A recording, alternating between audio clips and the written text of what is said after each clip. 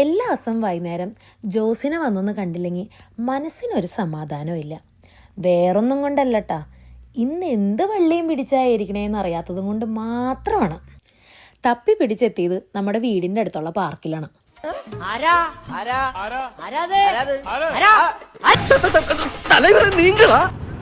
ഇതാണ് നമ്മുടെ വീടിൻ്റെ അടുത്തുള്ള പാർക്ക്.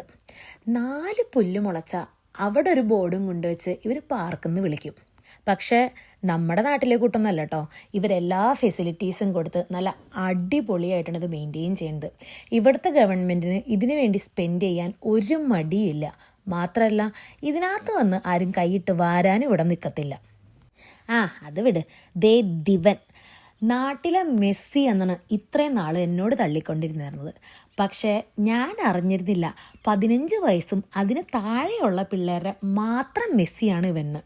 മെസ്സി ദേ ഇപ്പം ഗ്രൗണ്ടിൽ കിടന്ന് മെഴുകണുണ്ട്.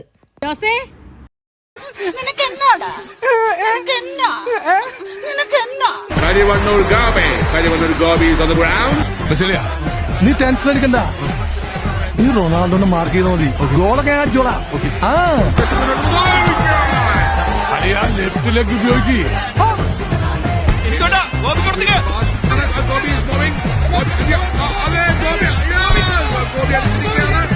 എല്ലാം നഷ്ടപ്പെട്ടു.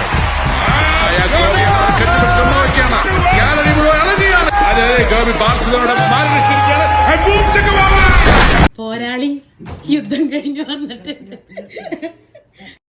വയസ്സുകാലത്ത് ഓരോരുത്തന്മാരുടെ ഓരോ പൂതികളെ.